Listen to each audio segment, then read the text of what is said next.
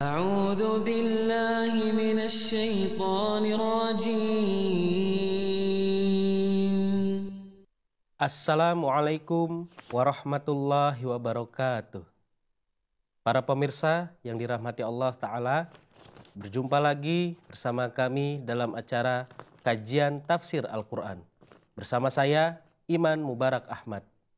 Seperti biasa, kita tidak sendiri, melainkan kita akan ditemani oleh Bapak Mubalik kita, Maulana Wahid Yayang Sunendi. Assalamualaikum Pak Wahid. Waalaikumsalam warahmatullahi wabarakatuh. Apa kabarnya hari ini Pak Wahid? Alhamdulillah sehat Pak Iman. Alhamdulillah. Pak Wahid, seperti biasa kita akan bersama-sama mengkaji firman Allah Ta'ala dari kitab suci Al-Quran. Dan pada kesempatan ini kita akan bersama-sama mengkaji Quran surah Al-Baqarah ayat ke-69. Namun sebelumnya saya akan bacakan ayat beserta terjemahannya dalam bahasa Indonesia. A'udzu billahi minasy syaithanir rajim. Bismillahirrahmanirrahim. Qalu ud'u lana rabbaka yubayyin lana ma hi. Qala innahu yaqulu innaha baqaratul la faridu wa la bikr awanum baina dhalik faf'alu ma tu'marun. Artinya, mereka berkata, mohonkanlah untuk kami kepada Tuhan engkau, supaya dia menjelaskan bagi kami sapi betina seperti apakah itu. Ia berkata, sesungguhnya dia berfirman, bahwa itu adalah sapi betina, tidak tua dan tidak muda, pertengahan di antara itu. Maka lakukanlah apa yang diperintahkan kepadamu. Pak Wahid, ini adalah ayat dan terjemahan dari surah Al-Baqarah ayat ke-69. Ya. Dan pada kesempatan ini saya juga akan membacakan berkenaan dengan terjemah dari tafsir Jalalain. Di dalam tafsir Jalalain berkenaan dengan ayat ini tertulis bahwa mereka bertanya, mohonkanlah kepada Tuhanmu agar dia menjelaskan kepada kami sapi betina yang manakah itu. Maksudnya tentang usianya, apakah yang tua atau yang muda. Jawab Musa, Allah berfirman bahwa sapi itu ialah sapi betina yang tidak tua, berusia lanjut dan tidak pula muda atau terlalu kecil. Tetapi pertengahan di antara demikian, yakni di antara tua dan muda tadi. Maka lakukanlah apa yang diperintahkan kepadamu, yaitu supaya menyembelih sapi yang telah dijelaskan itu. Pak Wahid, sebelum kita nanti membahas lebih dalam berkenaan dengan surah Al-Baqarah ayat 69 ini, ada baiknya kita mengetahui berkenaan dengan lughat atau kata-kata yang penting di dalam ayat ini. Kita persilakan kepada Pak Wahid untuk menjelaskannya. Baik Pak Iman. Jazakumullah. Bismillahirrahmanirrahim. Seperti biasa, Hazrat Khalifatul Masih As-Sani di dalam tafsir Kabir, sebelum beliau menjelaskan atau menafsirkan sebuah ayat itu selalu menjelaskan terlebih dahulu definisi setiap kosakata yang dipergunakan di dalam sebuah ayat. Seperti di dalam Quran surat Al-Baqarah ayat ke-69 ini terdapat tiga kosakata yang beliau jelaskan. Kosakata yang pertama faridun, kemudian kosakata yang kedua bikrun, kemudian kosakata yang ketiga awanun. Nah, faridun ini berasal dari kata farudo. Di sini beliau memberikan sebuah contoh, farudotil baqaratu. Artinya adalah kaburot wa kanat fisinni. Artinya sapi yang berumur atau sapi yang sudah tua. Kemudian makna potongan ayat dari kata la faridun wala bikrun artinya adalah la musinnatun wala fatiyatun. Artinya tidak muda dan tidak tua. Selanjutnya kosakata yang kedua, bikrun. Bikrun ini artinya muda. Di sini beliau pun memberikan sebuah contoh kalimat. Bikrul baqaratul fatiyatu. Sapi betina yang muda. Kemudian terdapat kata bikrun di dalam firman Allah Subhanahu wa taala dalam potongan ayat la faridun wala bikrun, artinya tidak tua dan tidak muda. Sebenarnya potongan ayat ini lebih menjelaskan sifat sapi. Dan di sini Huzur menjelaskan bahwa sapi yang belum pernah mengandung atau belum pernah beranak. Selanjutnya kosakata yang ketiga, awanun.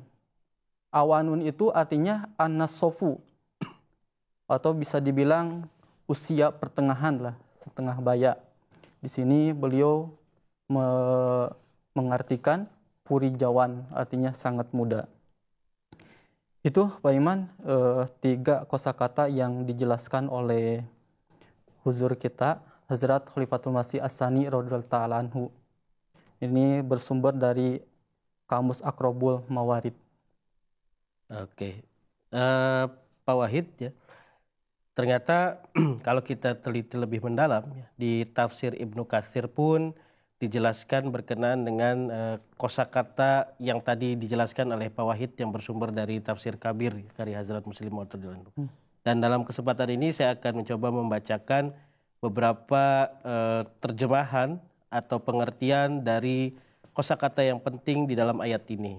Di dalam tafsir Ibnu Katsir tertulis la faridu wala bikr, artinya adalah tidak terlalu tua, tidak pula terlalu kecil dan belum punya anak.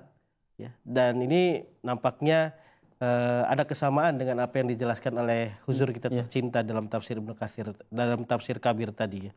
Kemudian di sini ada seorang sahabat bernama Ibnu Abbas radhiyallahu anhuma yang menjelaskan kata awanum baina dzalik. Beliau menjelaskan bahwa awanum baina dzalik yakni pertengahan antara usia tua dan usia muda. Kemudian dalam seusia itu biasanya binatang ternak antara lain sapi sedang dalam usia puncak kekuatannya dan dalam kondisi yang paling baik. Nah, ini menurut penjelasan dari Hazrat Ibnu Abbas radhiyallahu anhu yang dikutip di dalam tafsir Ibnu Katsir. Nah, Pak Wahid, kalau kita melihat ayat ini bahwa di dalam ayat ini dijelaskan bagaimana Allah Subhanahu wa taala memerintahkan agar kaum Bani Israel di masa Nabi Musa alaihissalam ini untuk mengorbankan sapi betina. Yeah. Nah, tentunya hal ini memiliki latar belakang sejarah. Nah, oleh karena itu saya ingin bertanya kepada Pak Wahid, bagaimana ya, latar belakang dari adanya perintah untuk mengorbankan sapi ini? Silakan Pak Wahid. Baik, Pak Iman. Sebenarnya di tafsir yang sebelumnya, di ayat Quran Surat Al-Baqarah ayat ke-68 ini sudah dijelaskan oleh Hazrat Khalifatul Masih As-Sani radhiyallahu ta'ala anhu berkenaan dengan pengorbanan sapi ini.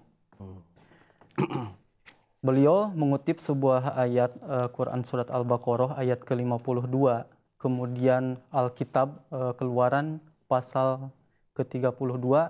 Di situ disebutkan bahwa kaum Bani Israel ini membuat patung yang berbentuk anak sapi yang terbuat dari emas.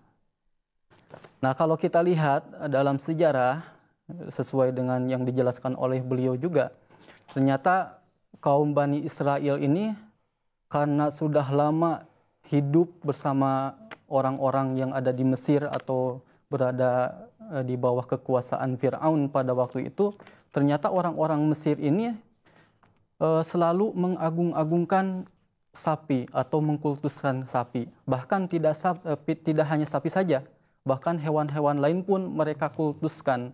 Mereka anggap bahwa di dalam hewan tersebut ada sifat-sifat Tuhan. Seperti dijelaskan juga di dalam Quran Surat Al-Baqarah ayat ke-68 itu, yang sebelumnya. bahwa karena ketidakbersyukuran kaum Bani Israel, ya sebelumnya kan mereka ini sudah membuat patung anak sapi. Kemudian karena mereka mulai menyembah patung tersebut, sejatinya mereka pun mendapatkan hukuman. Setelah mendapatkan hukuman, mereka mulai menyesal dan bertobat. Dan mereka pun mulai berharap mudah-mudahan keturunan atau generasi yang akan datang ini tidak seperti mereka, yakni melakukan syirik seperti mereka. Akan tetapi mereka ini tidak mengambil pelajaran dari pengalaman mereka sebelumnya. Kenapa demikian? Mereka pun diuji kembali. Ternyata pada waktu itu di antara gembala mereka, artinya mereka ini kan memelihara sapi ya. Nah, di antara sapi-sapi itu telah lahir sapi jantan yang warnanya sangat menarik dan bahkan cantik ya. Sehingga orang-orang yang melihatnya pun sangat tertarik melihat anak sapi tersebut. Nah, karena pengaruh orang Mesir pada waktu itu, mereka ini selalu mengkultuskan sapi, bahkan sapi jantan. Di sini beliau menjelaskan bahkan bukan hanya sapi jantan, sapi betina pun mereka sembah. Seperti itu. Dan kalau kita lihat di dalam sejarah, orang Mesir pada waktu itu menganggap sapi jantan yang warnanya menarik, kalau di sini disebutkan warnanya kuning seperti emas, ini adalah perwujudan atau manifestasi dewa matahari pada waktu itu. Nah, karena pengaruh itu pun orang-orang Bani Israel mulai terpengaruh. Nah, dengan lahirnya anak sapi jantan yang menarik tadi, mereka mulai beranggapan mungkin dewa matahari ini mulai memperhatikan kita. Oleh karenanya dewa matahari memanifestasikan wujudnya dalam wujud anak sapi tersebut. Oleh karena itu mereka mulai menyembah anak sapi tersebut. Di dalam Quran surat Al-Baqarah ayat ke-68 telah dijelaskan bahwa sejatinya setiap nabi atau rasul yang diutus oleh Allah Subhanahu wa taala itu memiliki tugas, yakni untuk menghapuskan kemusyrikan di muka bumi ini. Kemudian memperlihatkan kekuasaan Allah Subhanahu wa taala yang Maha Esa, yang merupakan pencipta seluruh alam semesta dan pemilik seluruh alam semesta. Oleh karenanya, karena tadi kaum Bani Israel ini telah terpengaruh oleh orang-orang Mesir pada waktu itu, sehingga mereka di dalam hatinya itu mulai mengarah kepada kemusyrikan, yakni mulai mendewa-dewakan anak sapi. Nah, untuk menghapuskan kemusyrikan tersebut, Allah Subhanahu wa taala memerintahkan Nabi Musa alaihissalam supaya memerintahkan kaumnya menyembelih sapi. Nah, di dalam ayat sebelumnya boleh sapi betina maupun sapi jantan. Nah, di dalam ayat ini karena tadi ya di dalam hati mereka ini ada rahasia karena mereka mulai menyembah anak sapi lagi. Lalu mereka ini ingin mempertanyakan lebih jelas lagi sapi yang seperti apa yang harus disembelih itu. Nah, di sini setelah mereka bertanya seperti itu, kemudian Allah Subhanahu wa taala berfirman, "Innaha baqaratul la faridun wala bikrun awanun baina dzalik." Jadi sapi yang harus disembelih oleh mereka itu tidak tua dan tidak muda, akan tetapi usia pertengahan di antara itu. Nah, di sini Huzur menjelaskan terdapat baina dzalika. Baina dzalika ini tidak hanya menjelaskan kepada satu hal saja. Beliau menyampaikan baina dzalika ini bisa menjelaskan kepada dua hal, bahkan lebih. Kenapa demikian? Karena di sini terdapat kalimat zalika atau kata zalika. Zalika ini kan bentuk tunggal ya. Jadi anggapan mereka itu hanya kepada satu hal saja, akan tetapi bisa ke beberapa hal, bisa kedua hal, bahkan lebih. Kemudian muncullah sebuah pertanyaan. Sejatinya arti atau maksud dari baina dalika itu apa sih? Gitu. Di sini Huzur menyampaikan dalika ini sebenarnya lebih menjelaskan kepada kata faridun dan bikrun.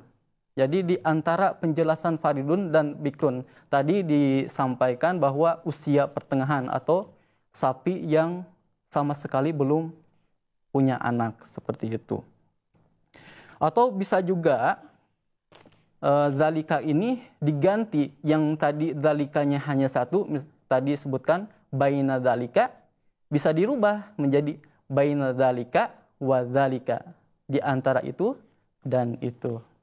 Itulah yang dijelaskan oleh Huzur berkenaan dengan kata awanun baina zalika. Oke, jadi kita sudah memahami latar belakang dari pengorbanan sapi ini. Ternyata bagaimana Allah Ta'ala itu ingin menghapuskan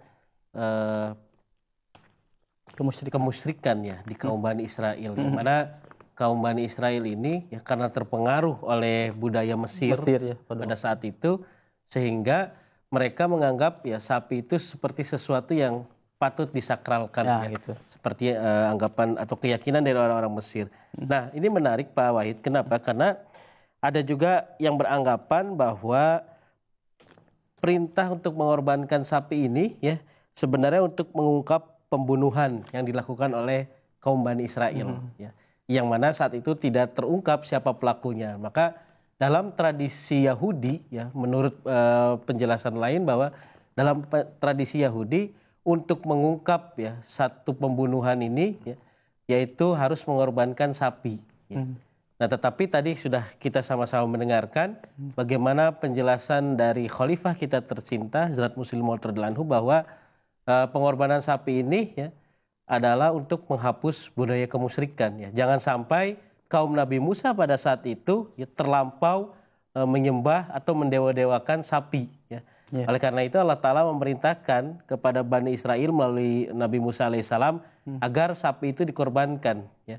Nah, secara otomatis dengan adanya pengorbanan sapi maka kemusyrikan itu akan hilang ya. Begitu Pak Wahid ya. Iya. Dan pada kesempatan ini saya juga akan membacakan ya sedikit penjelasan dari tafsir yang diterbitkan oleh Kementerian Agama Republik Indonesia, di mana di dalamnya tertulis bahwa Bani Israel berkata lagi kepada Nabi Musa alaihissalam. Nah, ini nampaknya melanjutkan pembahasan ayat sebelumnya. Tanyakanlah kepada Tuhanmu agar diterangkan kepada kami tanda-tanda sapi yang dimaksudkan itu. Nabi Musa alaihissalam menjawab, sapi yang harus disembelih itu bukan yang tua dan bukan pula yang muda, tetapi yang sedang umurnya. Turutilah perintah itu dan laksanakanlah segera. Mereka disuruh segera mentaati perintah itu dan dilarang berkeras kepala.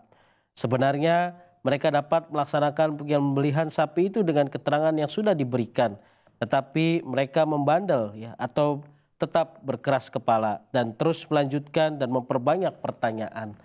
Nah, ini juga salah satu ciri khas ya dari kaum Bani Israel yang digambarkan di dalam kitab suci Al-Quran. Bagaimana umat Nabi Musa alaihissalam ini ya, berbeda jauh dengan umat dari Rasulullah SAW. Ya.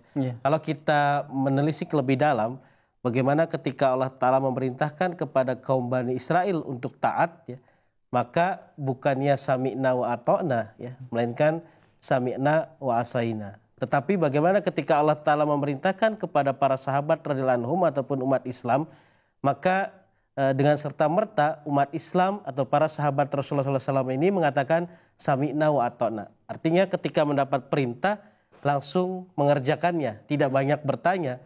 Ya. Nah, berbeda dengan kaum Bani Israel ya, yang dalam penjelasan ini dijelaskan bagaimana ketika mendapat perintah ya, yang seharusnya saat itu langsung dilaksanakan, tetapi mereka malah bertanya. Bahkan dalam penjelasan lain ya, dijelaskan pertanyaan mereka ini bukan karena ketidaktahuan, ya, tetapi karena ada unsur menghina dan juga menolak perintah dari Nabi Musa alaihissalam. Seperti yang tadi Pak Wahid jelaskan, ya bagaimana ternyata latar belakang itu, ya, kaum Bani Israel ini sudah sangat ya mencintai sapi, ya, karena terpengaruh oleh budaya kemusyrikan di Mesir sana. Nah sehingga pertanyaan-pertanyaan itu muncul, ya, bahwa bagaimana sapinya, warna apa sapinya. Nah ini menarik. Dan kita juga ingin tahu lebih lanjut berkenaan dengan penjelasan dari ayat ini. Oleh karena itu kita persilakan Pak Wahid untuk menjelaskan lebih detail lagi berkenaan dengan surah Al-Baqarah 69 ini. Silakan Pak Wahid. Ya, baik Pak Iman. Seperti tadi yang telah dijelaskan bahwa kenapa sih orang Bani Israel pada waktu itu masih bertanya gitu secara spesifik sapi seperti apa yang harus disembelih itu. Karena tadi itu ya, karena di hati mereka itu sudah ada rahasia ya. Maksudnya rahasia di sini mereka mulai menyembah sapi. Nah, sebenarnya mereka ingin lebih spesifik gitu, sapi yang dijelaskan itu apakah sapi yang disembah mereka atau sapi yang lain seperti itu. Kemudian di sini ada potongan ayat fa'alu ma tu'marun. Jadi kerjakanlah apa yang diperintahkan. Sejatinya di dalam ayat ini sebenarnya perintah Allah Subhanahu wa taala itu adalah isyarah ya, isyarah supaya kaum Bani Israel ini tidak malu gitu. Maksudnya tidak malu itu karena mereka sudah menyembah sapi gitu. Nah, daripada orang lain pada tahu gitu kan, lebih baik mereka itu secara diam-diam mulai sembelihlah sapi itu di antara mereka. Nah, dengan itu mudah-mudahan kemusyrikan di antara mereka akan hilang. Nah, setelah mereka itu lalu kerjakanlah apa yang diperintahkan oleh Allah Subhanahu wa taala itu. Jangan banyak bertanya lah istilahnya seperti itu Pak Iman. Tetapi di sini dijelaskan walaupun sudah dijelaskan seperti itu, tetap saja kaum Bani Israel ini nanti di ayat yang selanjutnya akan terus bertanya sampai sedetail mungkin berkenaan dengan sapi tersebut.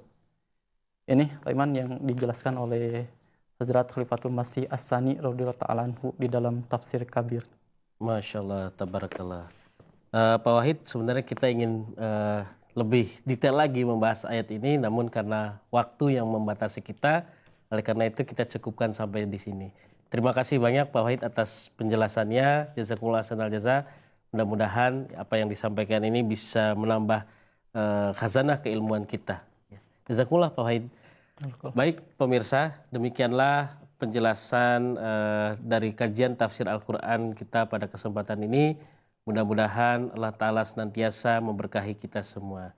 Jazakumullah ahsanal jaza. Wa akhiru da'wana alhamdulillahirabbil alamin. Wassalamualaikum warahmatullahi wabarakatuh. Waalaikumsalam warahmatullahi wabarakatuh.